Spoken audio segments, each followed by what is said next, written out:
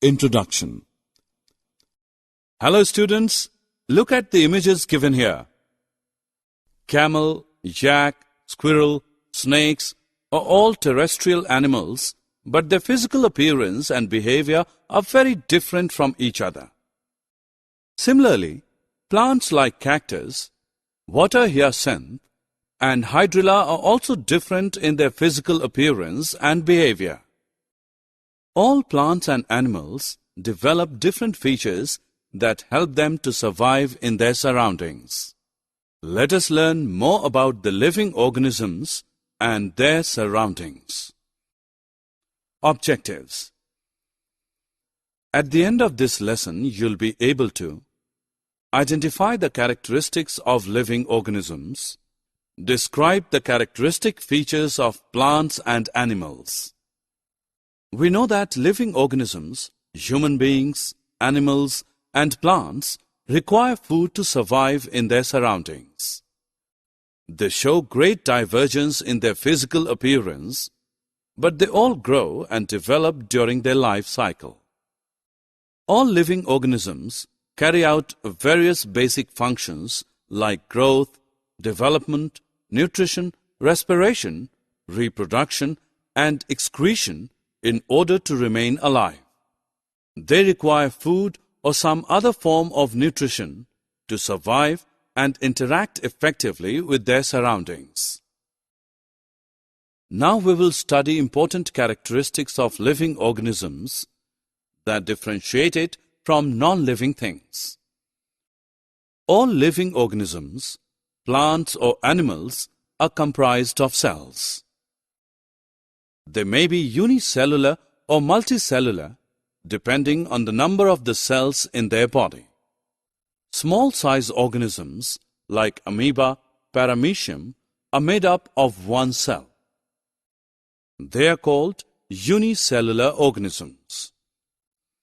Human beings, pigeons, mango tree are made up of many cells, so they are called multicellular organisms.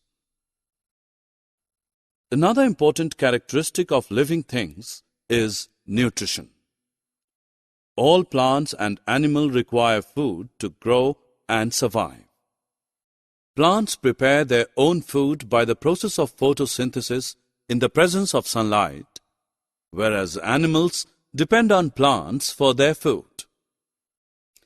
Another important characteristic of living organisms is movement. All living things move by their own accord. People walk, frogs leap, snake crawls are actions of movement. Similarly, plants also make some movement, but they do not change their place. For example, goat climbers move towards the support. When you place a plant near the window, you observe that plant bends towards the light entering through the window. This characteristic is called responsiveness to stimuli. Similarly, when we touch the hot utensil, a spontaneous reaction is to pull our hand back. Thus, living things respond to the stimulus received from the surroundings. Respiration is an important characteristic of living organisms. They require oxygen for the process of respiration. Animals inhale oxygen and exhale carbon dioxide. The oxygen entering in the body oxidizes the food to produce energy.